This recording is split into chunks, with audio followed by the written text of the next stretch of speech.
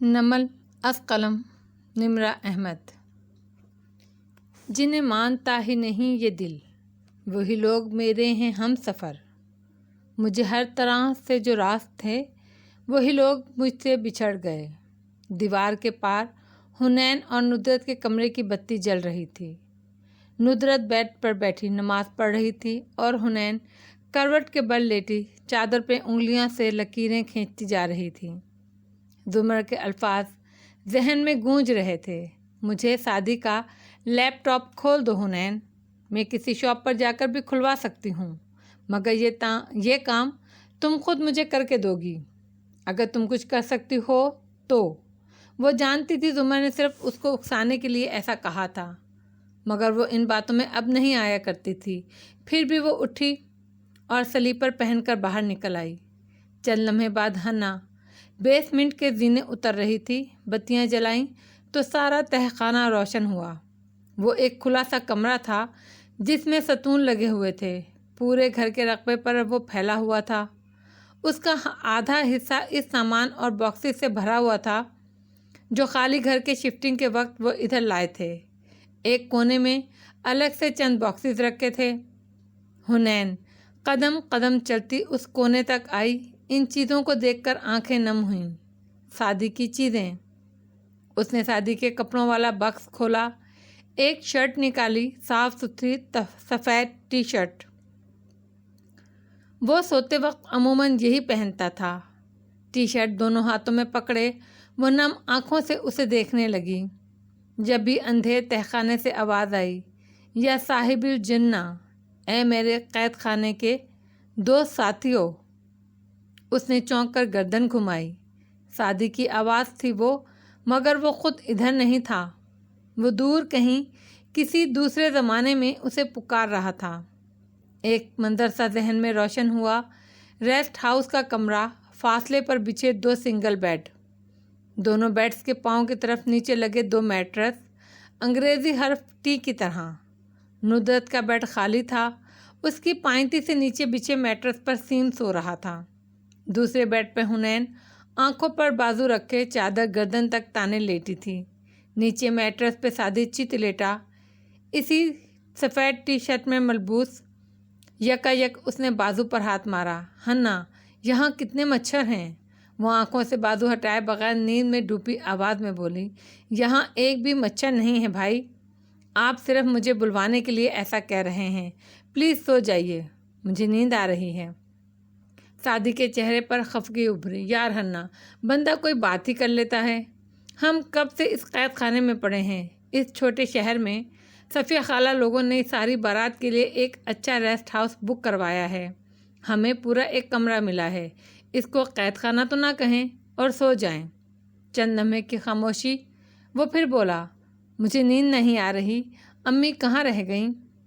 وہ فرزانہ خالہ کے کمرے میں ہیں، وہاں ساری خالائیں ممانیاں محفل لگائے بیٹھی غیبتیں کر رہی ہوں گی، آپ بھی وہیں چلے جائیں۔ نہیں یار، اتنی مشکل سے بندہ روز کی 5 نمازیں پوری کرتا ہے، ایویں ہی سارا ثواب ان سب لوگوں کو دے دوں جن کو ہم سخت ناپسند کرتے ہیں، تو پھر سو جائیں۔ جمائی روکتے اس نے کروٹ بدلی۔ نیند سے آنکھیں بند تھیں۔ چند لمحے گزرے، پھر اس نے بڑے پیار سے پکارا، یا صاحب السجن، اے میرے قید خانے کے دو ساتھیوں۔ حنین کے لب مسکراہٹ میں پھیلے، بازو ہٹایا اور کوہنی کے بل اٹھ کر چہرہ اونچا کیا۔ وہ نیچے تھا، تبھی نظر نہیں آیا تو وہ اٹھی اور تکیہ اٹھا کر پاؤں والی طرف رکھا اور گھوم کر اس طرف سر رکھ لیا۔ پھر گردن اٹھا کر دیکھا تو وہ نیچے لیٹا مسکرا کر اسے دیکھ رہا تھا۔ اس نے ایک نظر دوسرے قیدی پر ڈالی، سیم، جو کب کا سو چکا تھا۔ سورہ یوسف، اس نے مسکرا کر آیت کا متن پوچھا۔ میری فیورٹ سورت۔ بس کر دو بھائی، آپ سے تو جس سورہ کا ذکر کرو آپ کہتے ہیں یہ میری فیورٹ ہے۔ کب کہا میں نے ایسا؟ مجھے زیادہ بولنے پر مجبور نہ کریں اور سو جائیں۔ دوبارہ ماتھے پر بازو رکھ کر آنکھیں موند لیں۔ یا صاحب السجنی۔ وہ ذرا دیر گزری تو اس نے پھر نرمی سے ہنا کو پکارا۔ وہ ہوں کہہ کر رہ گئی۔ میں ایک بات سوچ رہا تھا۔ دل میں سوچیں بھائی، मगर वो भी ढीठ था, बोलता गया। तुम्हें याद है यूसुफ अलैहिस्सलाम ने जब कैद खाने में अपने साथियों को इनके ख्वाब की ताबीर बताई थी, एक को सूली पर चढ़ना था और दूसरे को बादशाह का साक़ी बनना था।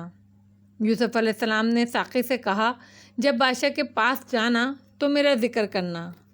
इससे अगली आयत याद है तुम्हें?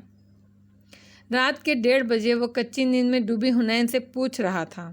हन्ना के चेहरे पर झुंझुलाहट नमूदार हुई। अब ये कौन सी आयत है? उफ भाई को कौन समझाए कि हर कोई आपकी तरह कुरान करेजी नहीं होता। नहीं, कौन सी आयत?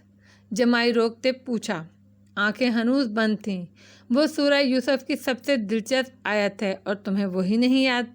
लो जी, इनसे पूछो तो हर दूसरी आयत सबसे दिलचस्प होती है। अभी नहीं, जमाई से भरी आवाज़ आई। याद आ रही? मैं बताता हूँ।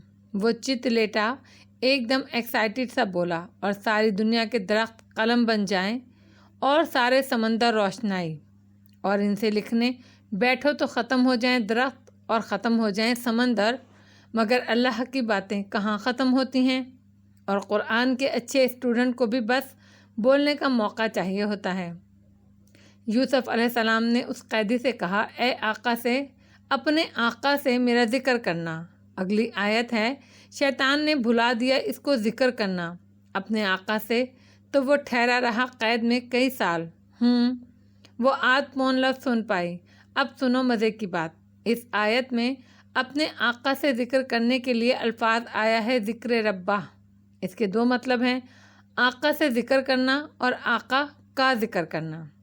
असल में इस आयत के भी दो मतलब हैं। पहला, शैतान ने उस साथी कैदी को भुला दिया कि वो बादशाह से यूसुफ अलैहिस्सलाम का ज़िक्र करता, और दूसरा, शैतान ने यूसुफ अलैहिस्सलाम को भुला दिया अपने रब का ज़िक्र करना, इसलिए वो ठहरे रहे जेल में अगले कई साल। आई समझ? हैं? वह मुश्किल आंखें खोल पाई।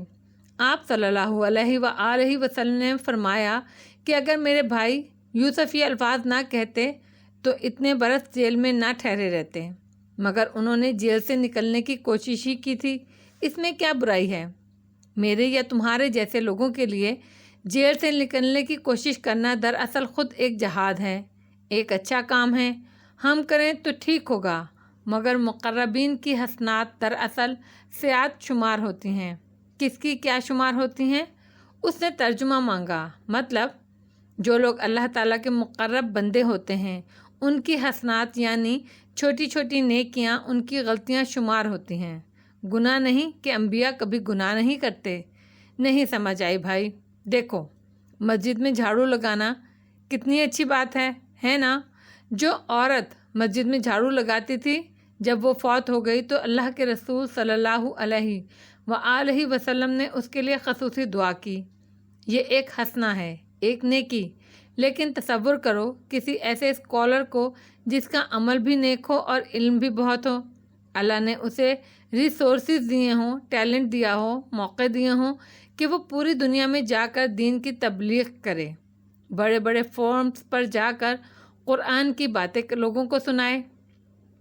अब अगर ऐसा बंदा सब छोड़ छाड़ कर मस्जिद में दिन रात सफाई करने लग जाए तो होगी ये भी एक नेकी, मगर ये उसकी बुराई शुमार होगी, क्योंकि जो जितना नेक और अच्छा होगा अल्लाह की उससे तवक्कात इतनी बढ़ जाएंगी। कोई आम आदमी रिहाई का कहे बादशाह से तो बहुत अच्छा, मगर अल्लाह ताला को यूसुफ अलैहिस्सलाम से इससे कहीं ज़्यादा की तवक्को थी।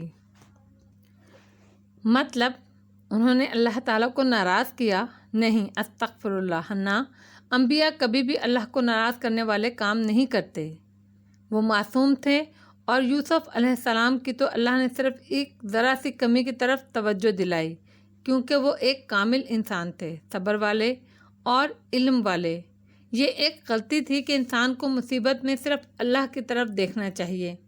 अच्छा, अब वो सुनो जो मैं सोच रहा था। वो चित लेटा बोलता जा रहा था।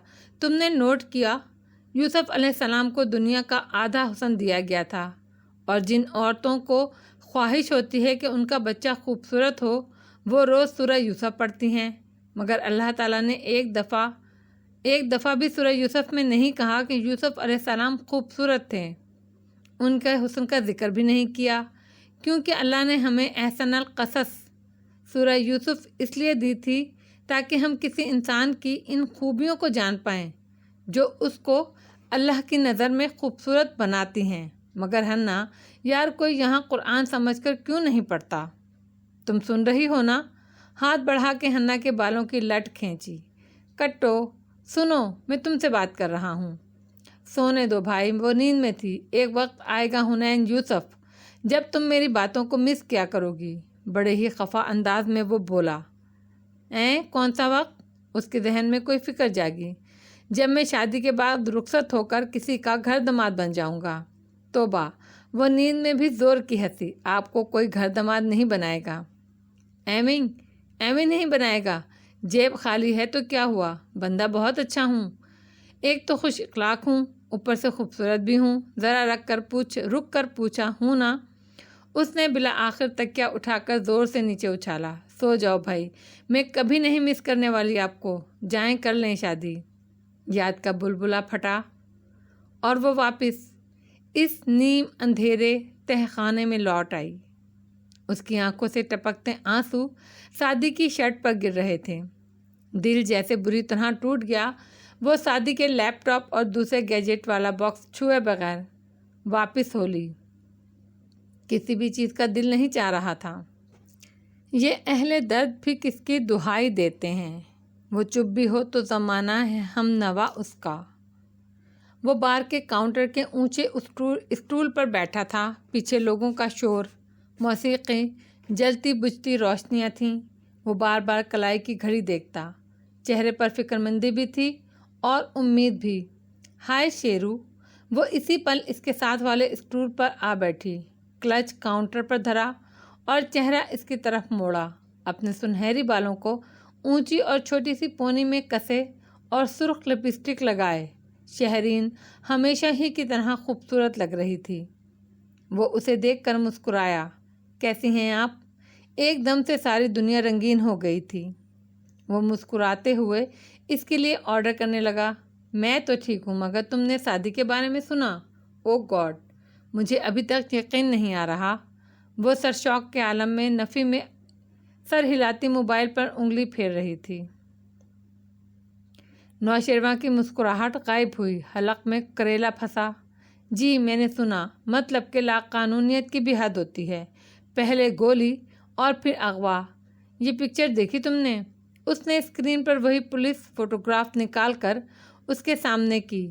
یہ وائرل ہو رہی ہے اس کے یونیورسٹی کے دوست اس کے لیے #SaveSaadi ٹرینڈ کو بہت پروموٹ کر رہے ہیں۔ مجھے بھی اسی سے پتہ چلا۔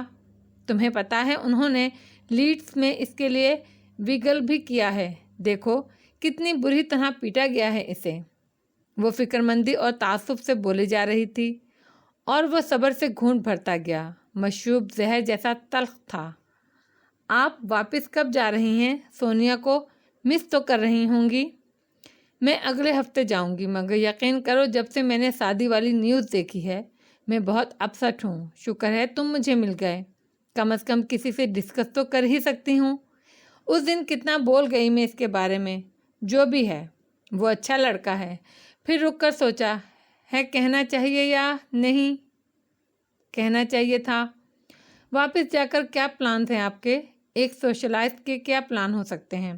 وہی روٹین لائف۔ ویسے تمہیں کیا لگتا ہے شادی کو ان لوگوں نے مار دیا ہوگا؟ گلاس پر نوشیروان کی انگلیوں کی گرفت سخت ہوئی اور لب بھینچ گئے۔ آنکھوں میں بے پناہ بیزاری اتری، پتہ نہیں اور گھونٹ بھرا۔ شہرین ہنوز تعصب سے بولے جا رہی تھی۔ وہ مرا ہوا ہاتھی بھی 1.25 لاکھ کا تھا۔ یہ گرد باد تمنا میں گھومتے ہوئے دن کہاں پہ جا کے رکیں گے؟ یہ بھاگتے ہوئے دن 2 ہفتے کے بعد۔ وہ گرم صبح قصر کاردار اور ملحقہ انیکسی پر چمکدار سی تلو ہوئی تھی۔ زمر نے آئینے کے سامنے کھڑے بالوں میں برش پھیرتے کھڑکی سے باہر دیکھا تو سبزہ زار پر ملازموں کی چہل پہل شروع ہوتی دکھائی دے رہی تھی۔ تبھی باتھ روم کا دروازہ کھلا اور وہ باہر آیا۔ زمر نے برش رکھ دیا اور پرس اٹھائے باہر نکل آئی۔ فارس نے ایک نظر اسے جاتے دیکھا اور دوسری کمرے پر ڈالی جس کو وہ ہر صبح چند منٹوں میں نفاست سے سمیٹ چکی ہوتی تھی۔ تکیے بیڈ پر بیٹھ کر برابر ایک تلخ مسکراہٹ کے ساتھ اس نے سر جھٹکا اور الماری کی طرف آیا۔ آج اسے جاب پر جاتے 5واں دن تھا۔ یہ 5 جون تھی اور 21 مئی کے اذیت ناک دن کو گزرے تقریباً 2 ہفتے گزر چکے تھے۔ دمر باہر نکلی تو نیچے صداقت کے کچن سے خوشبو آ رہی تھی۔ وہ حنا کے دروازے پہ رکی، پھر اسے دھکیلا تو اندر کا منظر نمایاں ہوا۔ ندرت کا بیڈ خالی تھا اور حنین اپنے بیڈ پر اکڑوں بیٹھی تھی، بال پونی میں بندھے۔ وہ ڈل اور کمزور لگتی تھی۔ آہٹ پر چہرہ اٹھایا، آنکھوں میں امید جاگی۔ بھائی کا کچھ پتہ چلا؟ لیکن اگر تم چاہو تو میرے ساتھ چل سکتی ہو، ہم مل کر سعدی کو ڈھونڈیں گے۔ حنا کے چہرے کی جوت ماند پڑ گئی۔ اس نے تھوڑی گرا دی۔ میں کچھ بھی نہیں کر سکتی، میری وجہ سے اپنے آخری دن بھائی اتنا ناراض ہوا تھا۔ میں آپ کی طرح نہیں ہوں کہ نظریں جھکائے خفگی سے بولی، اس سے 4 سال بات نہ کروں اور پھر ظاہر کروں کہ مجھے اس کی بہت پرواہ ہے۔ چوکھٹ میں کھڑی زمر کی آنکھوں میں نمی ابھری۔ حنین، مجھ سے ایک غلطی ہوئی تھی اور میں اس کے لیے شرمندہ ہوں۔ تم نے سنا؟ I am sorry for that, وہ بولی تو آنکھوں میں شکوہ اور آواز میں کپکپاہٹ تھی۔ میں نے 4 سال اس سے تعلق نہیں رکھا، میں نے غلط کیا، اور مجھے تب یہ احساس ہو گیا تھا جب ابا نے بتایا کہ مجھے گردہ سعدی نے دیا تھا۔ میں اس دن اس کے پاس چلی گئی تھی اور ہمارے درمیان سب ٹھیک ہو گیا تھا، مگر اس کا یہ مطلب نہیں کہ وہ 4 سال مٹ گئے۔ مجھے مرتے دم تک ان کا افسوس رہے گا۔ اس کی آواز بلند ہو رہی تھی۔ حنین نگاہیں اٹھا کر اسے دیکھنے لگی۔ اس کی آنکھوں میں دکھ کی کرچیاں سی بکھری تھیں۔ اگر تم مجھ سے پوچھو تو میرا دل چاہتا ہے ہر اس شخص کو روکوں جو اپنے کسی خونی رشتہ دار سے ناراض ہے، اور کہوں اس کو کال کر لو، اس سے تعلق جوڑ لو، چاہے اس نے آپ کا کتنا بھی دل کیوں نہیں دکھایا ہو۔ میری طرح اتنے سال ضائع نہ کرو بیکار کی انا میں۔ اگر تعلق نہیں جوڑو گے تو پتہ ہے کیا ہوگا؟ آپ کے بچوں میں انہی بہن بھائیوں کی شکلیں اور عادتیں نظر آنے لگیں گی جن سے آپ بہت دکھی دل کے ساتھ علیحدہ ہوئے تھے۔ اللہ تعالیٰ کیوں بناتا ہے آپ کی اولاد میں آپ کے رشتوں کی مشابہت؟ اس لیے تاکہ ہم ان کو بھول نہ سکیں، کیونکہ اگر ہم نے جلد صلح نہ کی تو وہ مر جائیں گے، کھو جائیں گے، یا ہم مر جائیں گے، کھو جائیں گے۔ میں نے غلطی کی تھی اور مجھے اس کے لیے ہمیشہ افسوس رہے گا، مگر تم میری غلطی کیوں دہرا رہی ہو؟ آخری فقرے پر حنا نے منہ موڑ لیا۔ ایک حادثے کے بعد اپنے واحد پیرنٹس کی مزید بیمار دیکھنا اور ساری دنیا سے کٹ آف کر کے کمرے میں پڑ جانا، اور جو اپنے تمہارے ہیں، تمہارے پاس ہیں، ان کو ہر وقت الزام دیتے رہنا۔ تمہیں لگتا ہے یہ تمہاری کہانی ہے حنا؟ نہیں، اگر 4 سال پیچھے جاؤ تو یہ میری کہانی ہے۔ جب میں اس غلطی کو نہیں دہرا سکتی تو تم کیوں دہرا رہی ہو؟ حنین نے جواب نہیں دیا، منہ موڑے گیلی آنکھوں سے کھڑکی کو دیکھے گئی۔ مجھے نہیں پتا تمہیں کون سا گلٹ روز بروز کمزور کرتا جا رہا ہے، لیکن میں جس حنین کو جانتی ہوں وہ ہمارے خاندان کا سب سے جینیس اور بولڈ بچہ تھا۔ اتنی ڈل اور کم اعتماد نہیں تھی وہ۔ تمہیں سعدی سے محبت ہے تو اٹھو اور اس کمرے سے باہر نکلو اور اس کے لیے کوشش کرو، یا کم از کم میری اس کے لیے محبت کو جج کرنا چھوڑ دو۔ اور وہ مڑ گئی تو پیچھے سے حنا ہلکا سا بولی، مجھے پتا ہے آپ کو بھائی سے بہت محبت ہے، ساری بات ہی یہی ہے کہ آپ کو صرف بھائی سے محبت ہے۔ گیلی آنکھوں سے اس نے زمر کی پشت دیکھی۔ اگر سعدی کی جگہ حنا کھوتی تو آپ اتنی بھاگ دوڑ کبھی نہیں کرتی۔ میرے اور آپ کے درمیان کوئی تعلق نہیں ہے، ہم ایک ٹیم کبھی نہیں ہو سکتے، اس لیے میرے ساتھ بار بار یہ پیپ ٹاک کرنا چھوڑ دیں۔ زمر نے گہری سانس لی، باہر نکل کر دروازہ بند کر دیا۔ پیچھے حنین کی آنکھوں سے آنسو گرنے لگے۔ وہ میرا بیسٹ فرینڈ تھا پھپھو، آپ کو اندازہ بھی نہیں میں کتنی اکیلی ہو گئی ہوں۔ سر جھکائے آنسو صاف کرتے وہ خود سے کہہ رہی تھی۔ زمر نیچے لاؤنج میں آئی تو صداقت چائے لا رہا تھا۔ بھابھی ریسٹورنٹ چلی گئیں؟ جی باجی، وہ ہر روز جلدی چلی جاتی ہیں اور دیر سے آتی ہیں۔ آنٹی جی کو چپ لگ گئی ہے۔ زمر نے جوابی تبصرہ نہیں کیا اور ٹانگ پر ٹانگ جما کر بیٹھی، چائے کا کپ اٹھا لیا۔ تبھی وہ سیڑھیاں اترتا دکھائی دیا۔ تھانے سے فون آیا ہے، بلا رہے ہیں، کیا آپ چلیں گی؟ والیٹ جیب میں رکھتے اس نے پوچھا۔ زمر نے گھونٹ بھرتے ہوئے شانے اچکائے۔ میں ایک اٹارنی ہوں، ایک نوٹس پر ان پولیس والوں کو عدالت بلوا سکتی ہوں۔ ان کو کام ہے تو ہمارے پاس آئیں۔ جلی رسی کا بل، خیر۔ اس نے کوٹ کا بٹن بند کرتے گہری سانس لی۔ وہ لفٹ والا آدمی نیاز بیگ، اسے کل رات گرفتار کر لیا گیا ہے۔ دوپہر میں آپ کو پک کر لوں گا۔ آپ اس سے ملنا چاہیں گی نا؟ زمر نے چونک کر کپ نیچے کر کے اسے دیکھا۔ وہ اب ریک سے چابی اٹھا رہا تھا۔ وی گلے کی ٹی شرٹ پر گرے کوٹ پہنے ہوئے۔ جاب شروع کر لی، مگر کالر والی ڈریس شرٹ یا ٹائی پہننا تو اس کو پسند ہی نہیں۔ بال ذرا بڑھے تو پھر سے چھوٹے کروا لیے۔ اپنی جاب کے لحاظ سے مناسب لگ رہا تھا۔ زمر نے نظریں پھیر لیں اور ہلکا سا اثبات میں سر ہلا دیا۔ اوکے۔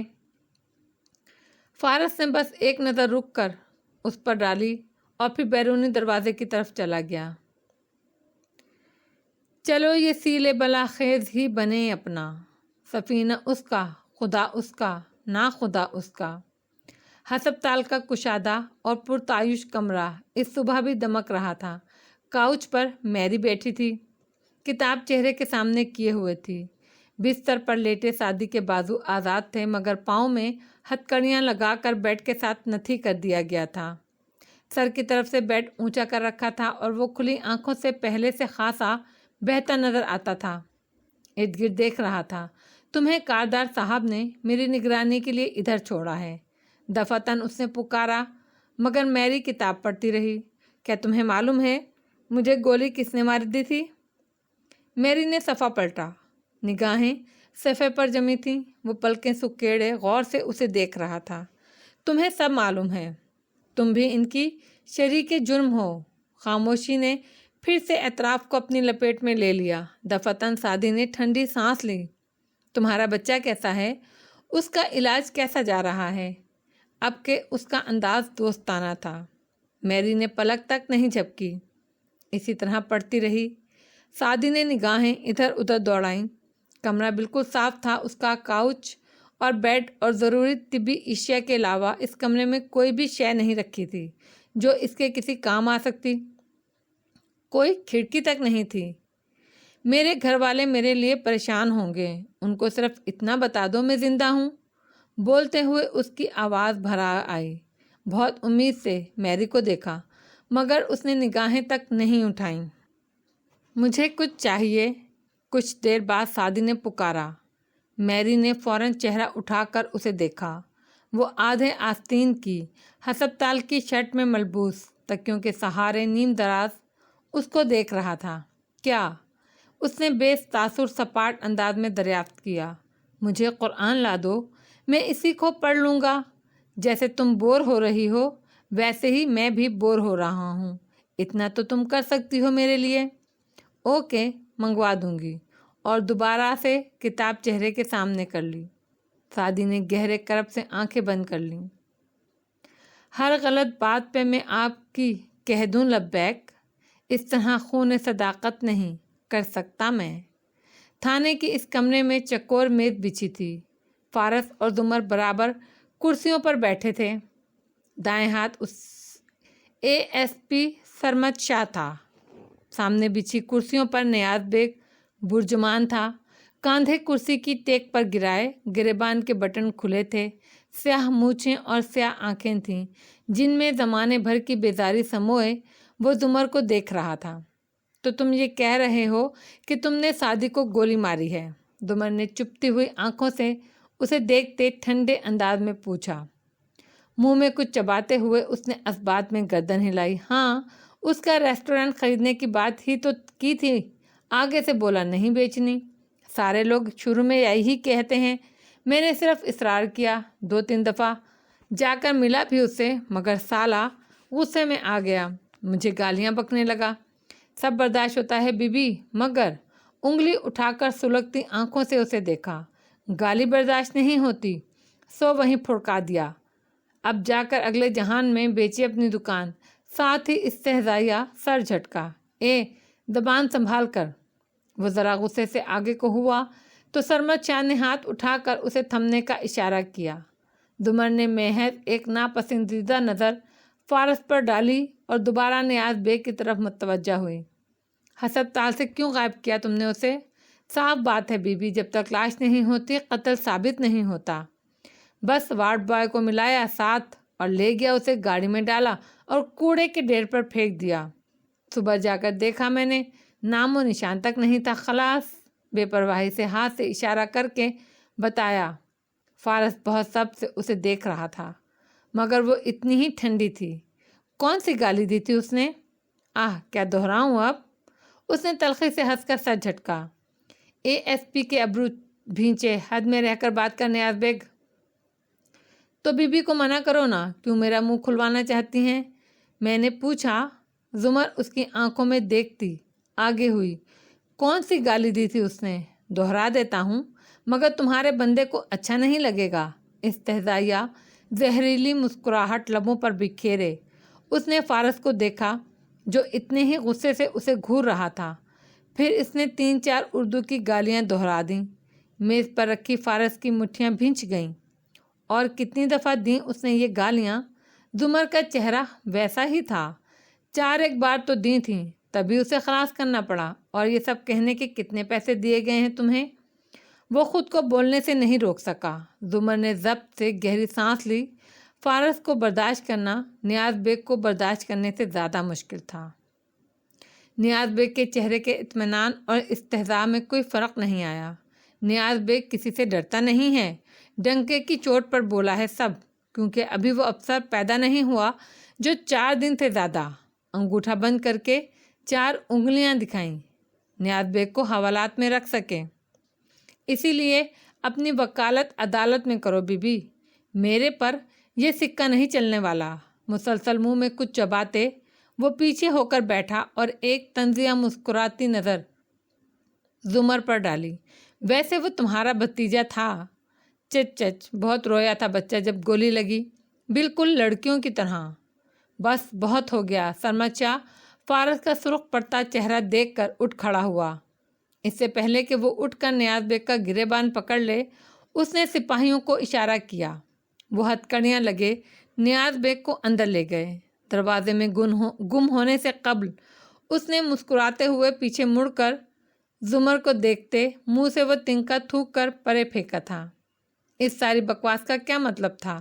یہ شخص اس کے جاتے ہی وہ ایک دم جیسے کھول کر کہنے لگا تھا، مگر اسی پل زمر نے میز کے نیچے سے جوتی کی ہیل اس کے پنڈلی پر زور سے ماری۔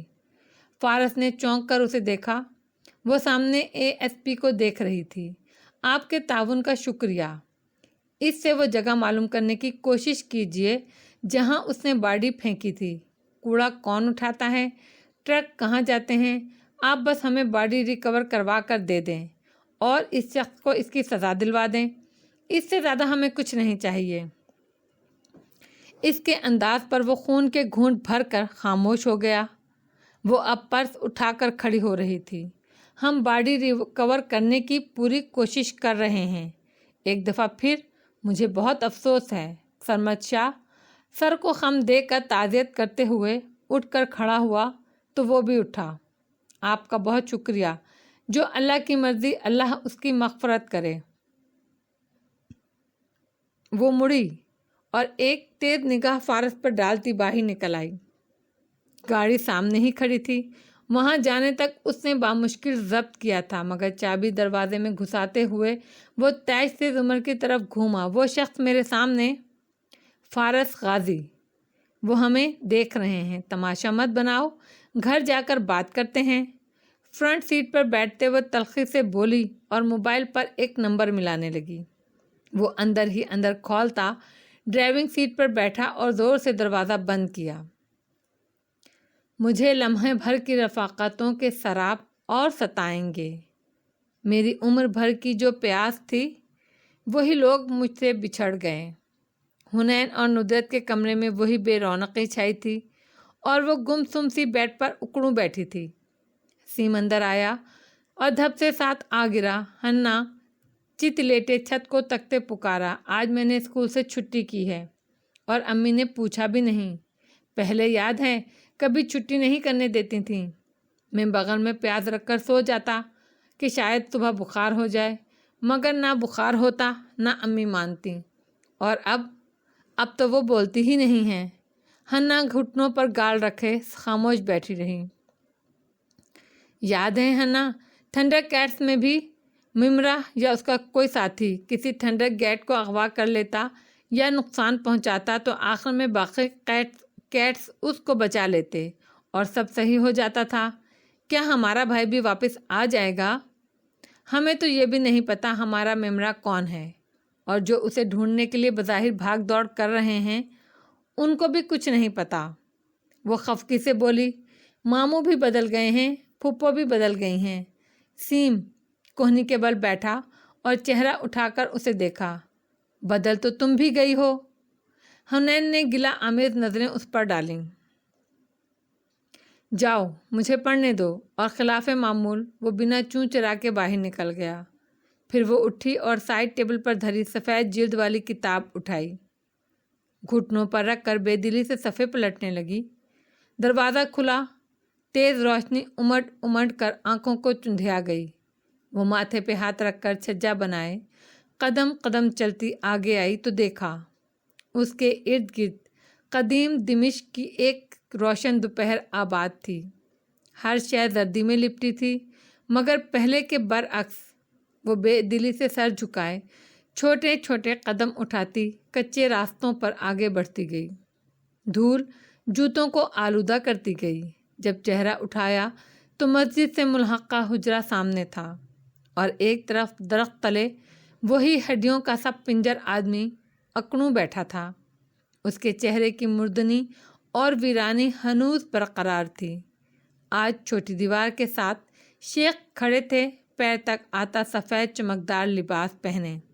مسکراتے ہوئے وہ بنا مسکرائے قریب آ رکی۔ کیا آپ نے اس بیمار کو ابھی تک شفا یاب نہیں کیا؟ بیمار خود کوشش نہ کرے تو کچھ نہیں ہو سکتا۔ وہ کچے راستے پر چلنے لگے تو وہ بھی سر جھکائے بے دل سی ان کے ساتھ ہو لی۔ تم کیوں اداس ہو؟ میرا بھائی کھو گیا ہے اور میں دن رات اس کے لیے دعا کرتی ہوں، مگر میں سوچتی ہوں جو مقدر میں لکھا ہے وہ تو ہو جائے گا، جو نہیں لکھا وہ نہیں ہوگا، پھر بندہ دعا کیوں کرتا ہے؟ دھول سے اٹے راستے پر دونوں آگے چلتے جا رہے تھے اور وہ سر جھکائے دھیمی آواز میں پوچھ رہی تھی۔ وہ بھی ایسا ہی سوچتے ہیں۔ چلتے چلتے شیخ نے ایک طرف اشارہ کیا تو ہنا نے چونک کر سر اٹھایا۔ سڑک کنارے بازار میں ایک قہوہ خانے کے باہر چوکیوں پر چند لوگ بیٹھے تھے اور بلند آواز میں بحث کر رہے تھے۔ جو مقدر میں ہے وہ ملے گا، جو نہیں مقدر وہ نہیں ملے گا، 100 سوال کرنا یا نہ کرنا برابر ہے۔ ان میں سے ایک کہہ رہا تھا اور باقی سر دھن رہے تھے۔ حنین نے الجھی ہوئی نگاہیں اٹھا کر شیخ کو دیکھا اور وہ مسکرائے۔ یہ کہتے ہیں دعا کرنے یا نہ کرنے کا کیا فائدہ، سب کچھ تو لکھا جا چکا ہے، مگر یہ ان کی جہالیت ہے اور اپنے مسلک میں یہ خود تضاد رکھتے ہیں، کیونکہ اگر ایسا ہے تو پھر ان سے پوچھو، اگر سیرابی تمہارا مقدر ہے تو پانی پیو یا نہ پیو، پیاس تو بجھ جائے گی۔ کھیتی مقدر ہے تو دانہ ڈالو یا نہ ڈالو، اناج اگ ہی جائے گا، تو پھر کھاتے پیتے کیوں ہو، دانے بوتے کیوں ہو؟ وہ قدم بڑھاتے گئے اور حنین ان کے ساتھ آگے بڑھتی چلی گئی۔ قدیم بازار میں لوگوں کی بھیڑ سے شور، آوازیں، قہوے کی مہک، سب خلط ملط ہو رہا تھا۔ اور ان کو دیکھو، ذرا رک کر انہوں نے چتونوں سے ایک کھلے خیمے کی طرف اشارہ کیا جہاں اندرونی فرش بچھائے چند لوگ بیٹھے تھے۔ ان کے سروں پر مخصوص ٹوپیاں تھیں اور وہ آپس میں گفتگو کر رہے تھے۔ یہ کہتے ہیں دعا تو بس عبادت ہے، ثواب ہے، نیکی اور بدی تو لکھی جا چکی ہے، تو دعا کرنا بس نیکی کی نشانی ہے، اور عذاب پانا کفر کی علامت ہے۔ نہ نیکی خیر کا سبب ہے، نہ عذاب کفر کی وجہ ہے۔ دعا صرف ثواب کے لیے کرو، ورنہ ہونا وہی ہے جو تقدیر میں لکھا جا چکا ہے۔ جس نے اس گھڑی مرنا ہے، اب وہ خودکشی کرے، طاعون سے مرے یا اسے قتل کیا جائے، سب برابر ہے۔ مگر نہیں، شیخ نے افسوس سے نفی میں سر ہلایا، یہ بھی غلط ہیں۔ تو پھر صحیح کون ہیں؟ وہ پست آواز سے اور چہرے پر تھکان لیے پوچھنے لگی۔ شیخ دوبارہ چلنے لگے۔ حنا کے پیر دھول میں اٹے جا رہے تھے۔ یہ ہیں وہ جو صحیح ہیں۔ انہوں نے انگلی سے اشارہ کیا تو حنین نے دھوپ کے باعث آنکھیں سکیڑ کر دیکھا۔ ایک درخت تلے چادر بچھا کر چند لڑکے قرآن پڑھ رہے تھے۔ ان کا معلم ان کے سامنے چوکی پر برجمان تھا۔ یہ کہتے ہیں کوئی کام تب ہوتا ہے جب اس کے لیے اسباب اختیار کیے جائیں، اور دعا ان اسباب میں سے ایک ہے۔ سیرابی کھانے پینے کے ساتھ ہے، کھیتی دانہ بونے کے ساتھ ہے، اور جانور کی جان نکلنا ذبح کرنے کے ساتھ ہے۔ اور وہ جو بیمار تم نے دیکھا، وہ یہی بات نہیں سمجھ پا رہا کہ اسباب میں سب سے زیادہ طاقتور سبب دعا ہے۔ وہ اب کے رکے اور اپنے قدموں پر واپس جانے لگے۔ تھکی تھکی سی حنا بھی پلٹی، اور جو دعا کرنے کے علاوہ کچھ نہ کر سکے، وہ کچھ تو کرنا پڑتا ہے۔ فتح کثرت افواج سے نہیں ملتی، آسمانوں سے مدد کی صورت اترا کرتی ہے۔ جو اللہ سے نہیں مانگتا، اللہ اس پر خفا ہوتا ہے۔ پس تم دوسروں کے ساتھ جتنی بھلائی کرو گی، اتنا ہی اللہ تمہیں عطا کرے گا۔ کچھ تو کرنا ہی پڑتا ہے۔ اگر یونس علیہ السلام خدا کی تسبیح کرنے والوں میں نہ ہوتے تو اس دن تک جب لوگ کھڑے کیے جائیں گے مچھلی کے پیٹ میں ہی رہتے۔ مگر شیخ، جب دعا سب سے طاقتور ہتھیار ہے تو دوسری چیزوں کی کیا ضرورت ہے؟ میں نے دعا کی بھائی ٹھیک ہو جائے، وہ ہو گیا۔ میں نے دعا کی وہ مجھ پر خفا نہ ہو، اور وہ بات بھی سنبھل گئی۔ وہ تپتی دوپہر میں کچے راستے پر چلتی کہہ رہی تھی، دعا کافی ہے نا پھر تو؟ یہ توکل نہیں، کاہلی ہے، بے عملی ہے، جہالت ہے۔ عقل مند وہ ہے جو تقدیر کو تقدیر سے توڑے، تقدیر کے مقابلے میں تقدیر کو ہی لا کھڑا کرے۔ اس کا کیا مطلب ہوا؟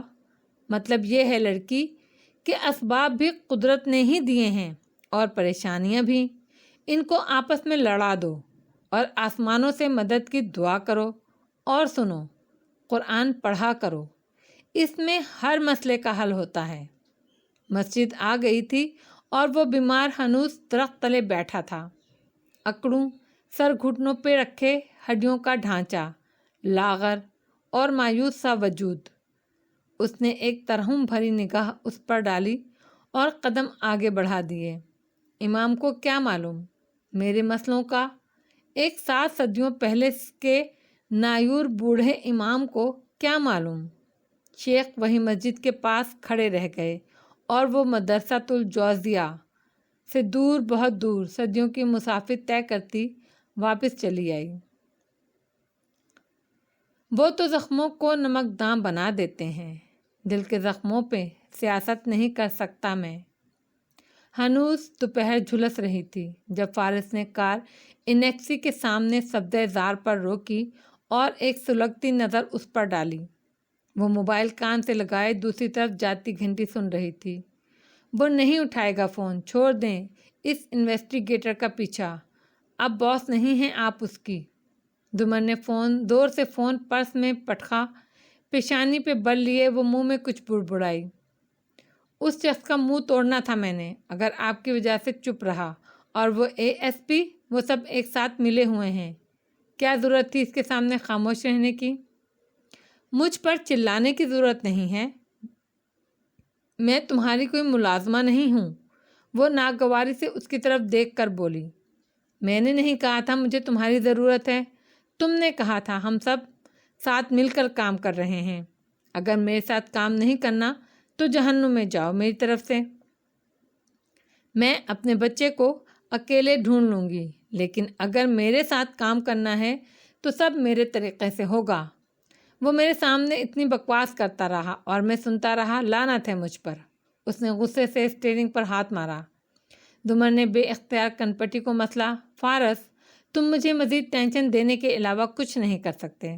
مجھے بھی پتا ہے کون کس کے ساتھ ملا ہوا ہے، مگر بات بات پر اگلے کا گریبان پکڑنے اور دانت توڑنے کے علاوہ بھی بہت سے طریقے ہوتے ہیں، مگر میں بھی کسے بتا رہی ہوں۔ وہ سر جھٹک کر کھڑکی کے باہر دیکھنے لگی، جہاں سبزہ زار اور انیکسی دکھائی دے رہی تھی۔ فارس نے تپ کر اسے دیکھا۔ تو اب کیا ہوگا؟ وہ تو اصل مجرموں کو کور کر گیا ہے، کل کنا ضمانت پر رہا ہو جائے گا اور وہ اس ایس پی بن جائے گا۔ ایسے ملے گا ہمیں شادی؟ میرا اس ASP کے ساتھ ایک ورکنگ ریلیشن ہے۔ تم اپنے غصے میں اندھے ہو کر اسے خراب نہ کرو، یہ میری درخواست ہے۔ مجھے 1 گھنٹہ مل جائے اس نیاز بیگ کے ساتھ، میں دیکھتا ہوں وہ کیسے سب نہیں بکتا۔ کیا بتائے گا وہ؟ اس کو کچھ بھی نہیں پتا۔ اگر پتا ہوتا تو سرمد شاہ اسے ہمارے سامنے نہیں لاتا۔ یہ فون کیوں نہیں اٹھا رہا؟ وہ دوبارہ سے موبائل نکال کر نمبر ملانے لگی۔ جھنجھلاہٹ اور اکتاہٹ اس کے چہرے پر بکھری تھی۔ فارس چہرہ اس کی طرف موڑے اسے دیکھنے لگا۔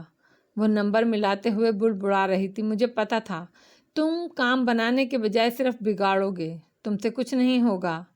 وہ تیکھی نظروں سے اسے دیکھے گیا۔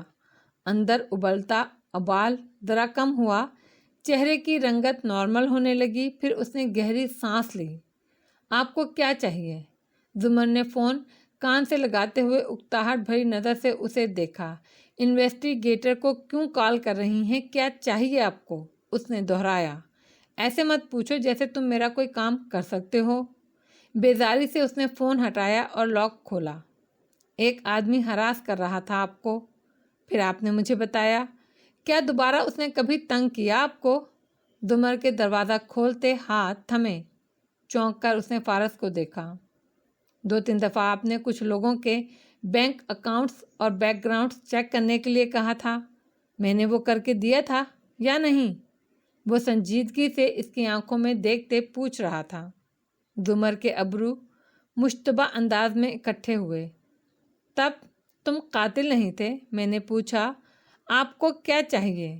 ایک لفظ پر زور دیا۔ نظریں ابھی تک اس کی آنکھوں پر تھیں۔ تم کیا کر سکتے ہو میرے لیے؟ اس نیاز بیگ کا بیک گراؤنڈ چیک کر سکتے ہو، اس کا پولیس ریکارڈ، مالی حالات، خاندانی حالات، ڈیلنگز۔ مجھے ہر چیز چاہیے، وہ بھی جو اس کو خود بھی نہ معلوم ہو۔ اگر میرا انویسٹیگیٹر ہوتا تو کل شام سے پہلے ہر چیز میری ٹیبل پر ہوتی۔ بولو، تم کر سکتے ہو؟ درستی سے چبا چبا کر بولتی۔ ایک ملامتی نظر اس پر ڈال کر اس نے دروازہ کھولا تو سنا، کل دوپہر سب آپ کی ٹیبل پر ہوگا۔ وہ نکلی تو وہ زن سے کار آگے لے گیا۔ دمر نے مڑ کر برہمی سے اسے دیکھا۔ بدتمیز۔ انگلی سے چہرے پر آئی لٹیں ہٹائیں اور انیکسی کی طرف قدم اٹھانے لگی۔ تبھی عقب میں آواز آئی، ہیلو ڈیے۔ وہ گھومی، قدرے جھنجھلایا، قدرے جھجکتا سا نوشیروہ وہاں کھڑا تھا، پینٹ کی جیبوں میں ہاتھ ڈالے۔ اسے دیکھا، پھر مڑ کر ایک خفا نظر عقب میں برآمدے میں کرسی پر بیٹھی جواہرات پر ڈالی۔ او نوشیروہ، آپ کو بہت عرصے بعد دیکھا۔ وہ خود کو پرسکون کرتی ہوئی اس کی طرف متوجہ ہوئی۔ میں دبئی گیا ہوا تھا، کل واپس آیا ہوں۔ ممی نے بتایا کہ ایک بیدار نظر پھر سے دور بیٹھی جواہرات پر ڈالی جو ادھر ہی دیکھ رہی تھی۔ آپ سے تعزیت کر لوں؟ تعزیت؟ دمر کے دل کو دھکا لگا، ابرو بھیج گئے۔ مطلب وہی شادی کے لیے؟ مجھے بہت افسوس ہے۔ تھینک یو نوشیروہ، مگر وہ زندہ ہے اور ہم اسے ڈھونڈ لیں گے، قدرے خشک انداز میں بولی۔ نوشیروہ کی گردن میں کوئی پھندا سا پھنسنے لگا۔ ہاں شیور، کیوں نہیں؟ مجھے بہت افسوس ہے ویسے۔ جلدی سے بات سنبھالی، مگر یہ کیسے ہوا؟ کس نے کیا؟ پولیس ان کو ڈھونڈ رہی ہے، جلد پتہ چل جائے گا۔ آپ کو کسی پہ شک نہیں؟ اس نے غور سے دمر کا چہرہ دیکھتے پوچھا۔ ہاشم سامنے ہوتا تو اس سوال پر اسے ایک تھپڑ تو لگا ہی دیتا۔ آپ بتائیں آپ کو کس پر شک ہے؟ آپ کا تو وہ فرینڈ تھا، اس کے سوشل کانٹیکٹس کو آپ جانتے ہوں گے نا؟ نہیں، مجھے کیا پتا، میں تو کافی دن سے اس سے ملا بھی نہیں تھا۔ انفیکٹ میں تو اس واقعے سے ایک دن پہلے ہی دبئی چلا گیا تھا۔ مجھے واقعی افسوس ہے، میں اس کے پاس اس مشکل وقت میں نہیں تھا۔ بظاہر لاپرواہی سے شانے اچکائے، مگر اندر سے اس کا سانس خشک ہونے لگا تھا، کیونکہ وہ چپتی ہوئی نظروں سے اسے دیکھ رہی تھی۔ جی مجھے پتا ہے، آپ تب دبئی میں تھے، اٹس اوکے، ہاشم نے بتایا تھا۔ وہ بات ختم کر کے مڑنے لگی، مگر ایک دم رکی، چونک کر اسے دیکھا۔ شادی کے واقعے سے ایک دن پہلے، مطلب میری شادی والے دن آپ دبئی گئے ہوئے تھے، 20 تاریخ کو؟ جی سوری، بھول گیا، شادی کی بھی مبارک ہو آپ کو۔ دمر بے اختیار پیچھے اس کے کمرے کی بالکنی کو دیکھنے لگی، جہاں شیشے کے دروازے کے پیچھے وہ 21 تاریخ کی صبح اسے کھڑا نظر آیا تھا۔ پھر اسے دیکھا آنکھیں سکیڑ کر، یہ جھوٹ کیوں بول رہا ہے؟ یا اتنے دن گزر جانے کے باعث یہ تاریخوں کو مکس اپ کر رہا ہے؟ یا شاید اس نے اتنے دن مجھ سے افسوس نہیں کیا، اس لیے بہانہ گڑ رہا ہے؟ اسٹوپڈ، سوچا۔ اوکے ڈیے، آپ کا دن اچھا گزرے۔ سمر نے سر جھٹکا۔ میں پبلک پروسیکیوٹر نہیں ہوں اب، محض اتنا بتا کر وہ پلٹ گئی۔ نوشیروان نے شانے جھٹکے اور واپس ہو لیا، لبوں میں سیٹی بجاتا۔ وہ جواہرات کے ساتھ کرسی پر دھپ سے آ گرا تو اس نے غور سے اس کا چہرہ دیکھا۔ ڈھنگ سے افسوس کیا یا نہیں؟ ہاں کر لیا۔ اس نے ہاتھ جھلا کر اشارہ کیا۔ ٹانگ پر ٹانگ رکھے بیٹھی جواہرات نے رس بھرا گلاس ہونٹوں تک لے جاتے سوچتی نظروں سے اسے دیکھا۔ شیرو، کیا مسئلہ ہے؟ تم دونوں بھائی مجھ سے کیا چھپا رہے ہو؟ اوہ ممی، بس کر دیں۔ وہ بیزار ہوا۔ آپ کو بتائے بغیر کیا چلا گیا؟ تب سے تفتیش کر رہی ہیں؟ کوئی تو بات ہے شادی والے معاملے سے، اگر تم لوگوں کا کوئی تعلق ہے تو مجھے ابھی بتا دو۔ مجھے نہیں پتا یہ شادی والا معاملہ بھی، میں تو دبئی میں تھا، مگر بہت خوشی ہوئی، زندگی سے ایک مسئلہ تو کم ہوا۔ اندر جا رہا ہوں، آپ بیٹھیں اتنی گرمی میں باہر۔ منہ کے زاویے بگاڑتا وہ اٹھا اور بیرونی زینے کی طرف بڑھ گیا، جو اوپر اس کے کمرے کی بالکنی تک جاتا تھا۔ جواہرات سوچ میں گم اسے جاتے دیکھے گئی۔ تحریر بیچ کر تو کبھی بات بیچ کر، پاتے ہیں رزق صورتیں حالات بیچ کر۔ اگلی پہر سے پہلے زیادہ گرم تھی۔ یہ شعبان کے آخری ایام تھے اور شہر بھر میں مصروفیت بڑھتی گئی تھی۔ ایسے میں اس بلند عمارت کے ٹاپ فلور کے آفیسز میں معمول کی چہل پہل جاری تھی۔ ہاشم کاردار کے آفس کے باہر بیٹھی سیکرٹری لنچ بریک کے دوران ایک ہاتھ میں سینڈوچ لیے دوسرے میں میگزین پکڑے قدرے تعجب سے پڑھتی جا رہی تھی۔ تبھی انٹرکام بجا تو وہ میگزین پہ سینڈوچ رکھ کر فوراً متوجہ ہوئی۔ جی سر، اوکے۔ ریسیور رکھ کر اٹھ گئی۔ اس کے سینڈوچ تلے میگزین کا آدھا صفحہ دکھائی دے رہا تھا۔ شہ سرخی واضح تھی۔ نکاس کے نوجوان سائنسدان اور تھرکول کے سینئر انجینئر کو لاپتہ ہوئے 15 روز ہو گئے۔ ساتھ میں آدھی ڈھکی تصویر بھی جھلک رہی تھی۔ گھنگریالے بالوں والا لڑکا مسکراتا ہوا۔ حلیمہ نے آفس کا دروازہ دھکیلا تو سامنے سا منظر کھلتا گیا۔ چوڑی میز کے پیچھے ہاشم بغیر کوٹ کے بیٹھا فون پر بات کر رہا تھا اور سامنے کرسی پر خاور بیٹھا ایک فائل کے صفحے پلٹ رہا تھا۔ ہاشم نے انگلی سے اسے اندر آنے کا اشارہ کیا، پھر فون پر ہنس کر کسی کو الوداعی کلمات کہے، پھر اسے دیکھتا اس کی طرف متوجہ ہوا۔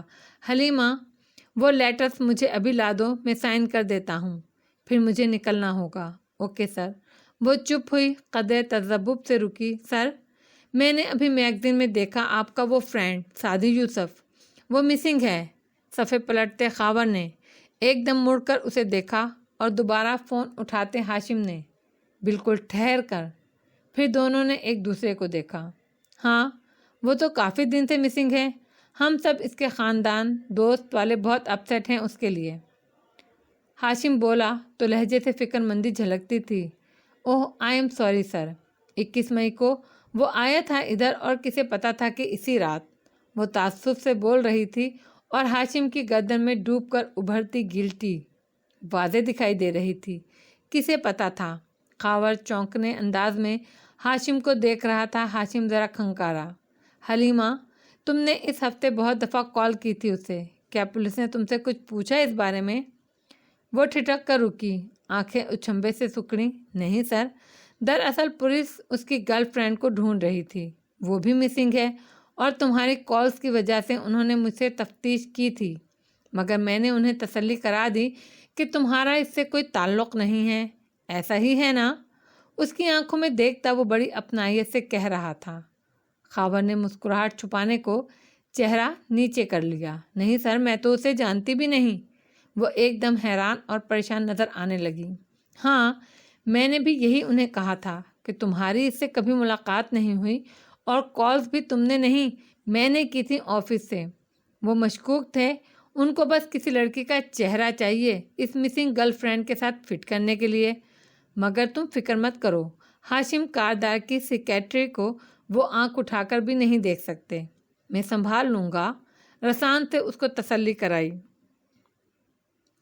Thank you sir.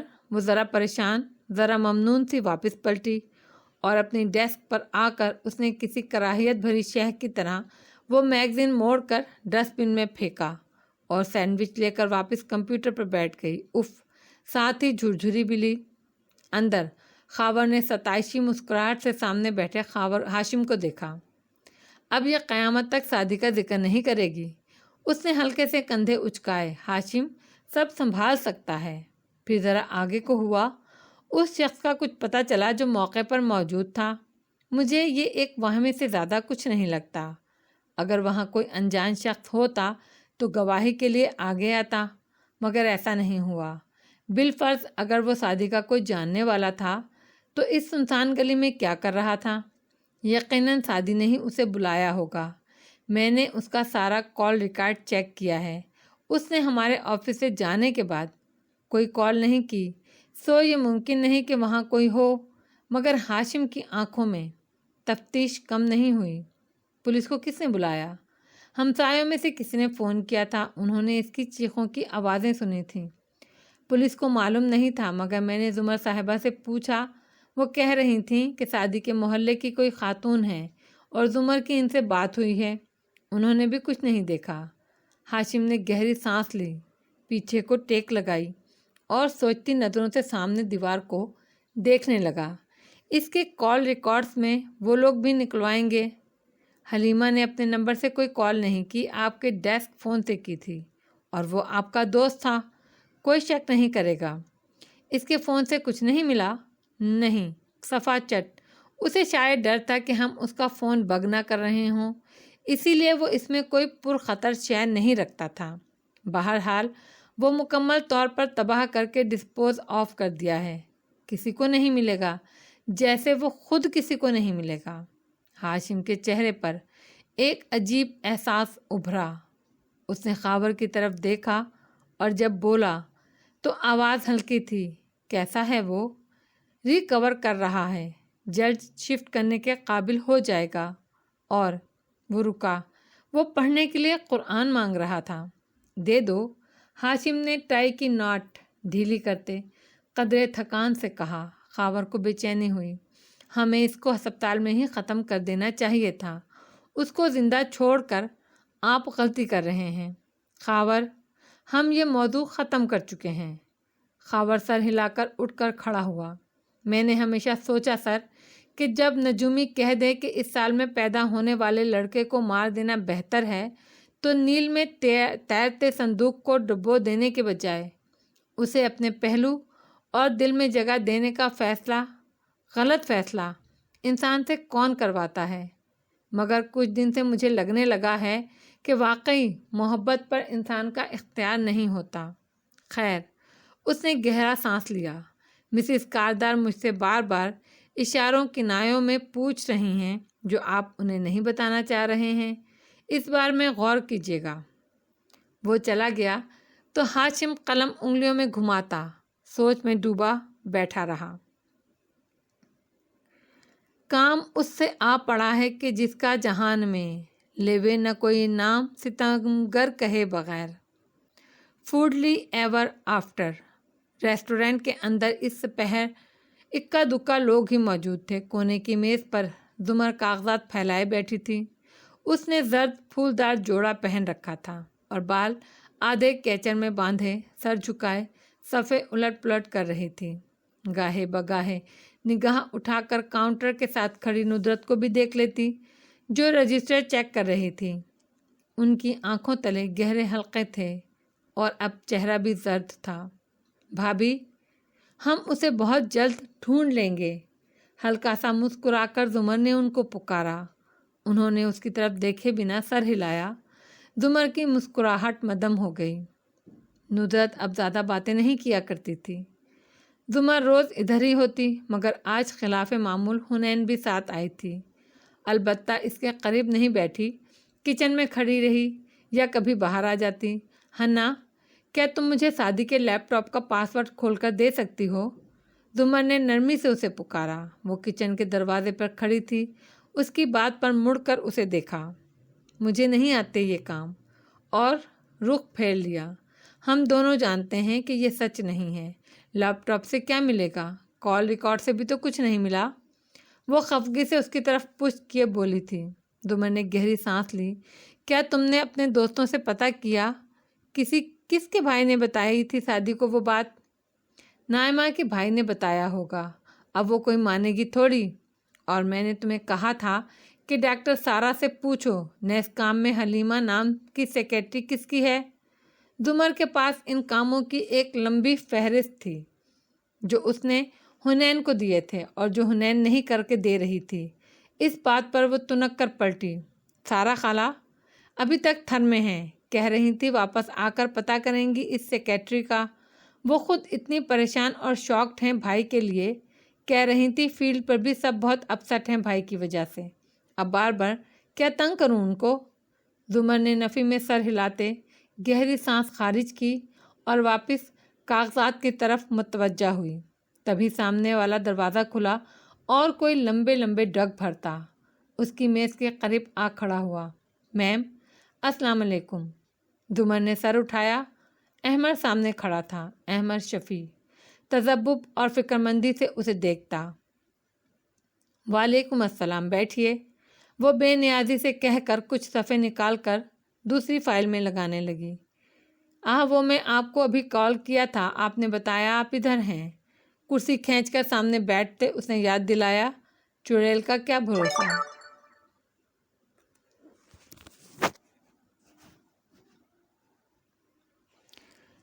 کرسی کھینچ کر سامنے بیٹھتے اس نے یاد دلایا، چڑیل کا کیا بھروسہ۔ کافی جلدی مل گیا آپ کو ایڈریس۔ نو پرابلم، میں بہت پہلے آ چکا ہوتا ہے ادھر سعدی کے ساتھ۔ اوہ، مجھے بہت افسوس ہے اس کے لیے۔ جلدی سے آگے ہو کر وہ تعصب سے کہنے لگا، میں نے کبھی نہیں سوچا تھا کہ ایسا ہوگا۔ اگر میں کچھ کر سکوں اس کے لیے تو پلیز بتائیے۔ آپ کے خیال میں اس کے ساتھ یہ کس نے کیا ہوگا؟ وہ کاغذات سمیٹتے ہوئے کہہ رہی تھی۔ میرا خیال ہے، وہ رکا، ہچکچاہٹ سے کنپٹی کھجائی۔ کورٹ میں ایک جج ہے، سعدی نے اس جج کو اسٹاپ۔ زمر نے ایک دم ہاتھ اٹھا کر اور آنکھیں نکال کر اسے روکا۔ وہ ٹھہرا اور ناسمجھی سے اسے دیکھا۔ ہم اس بارے میں بات نہیں کر رہے، اوکے؟ اسے گھور کر بظاہر ٹھنڈے انداز میں کہا۔ وہ ذرا الجھا، مگر آپ میری بات تو سن لیں۔ احمد، اگر مجھ سے کورٹ میں پوچھا گیا کہ ہم نے ایسی کوئی بات کی ہے یا نہیں تو میں اسٹینڈ پر جھوٹ نہیں بول سکتی، اس لیے ہم ایسی کوئی بات نہیں کر سکتے، اوکے؟ ابرو اٹھا کر سختی سے جتایا۔ احمد کا منہ کھل گیا۔ آپ جانتی ہیں غازی کیسے رہا ہوا تھا؟ اسے جج نے رہا کیا تھا، میں یہی جانتی ہوں۔ کھا جانے والی نظروں سے اسے دیکھتے احتیاط سے الفاظ کا چناؤ کیا۔ جی بالکل، آف کورس۔ احمد نے دم بخود اثبات میں سر ہلایا، مگر جسٹس سکندر نے کبھی کوئی ذکر کیا؟ احمد، جسٹس صاحب میرے پاس آئے تھے اور میں نے وہی کہا جو میں نے کہنا تھا۔ ٹھہر کر وہ بولی۔ احمد نے سمجھنے والے انداز میں گردن ہلائی۔ زمر کی نگاہوں کے سامنے وہ منظر پھر سے تازہ ہو گیا۔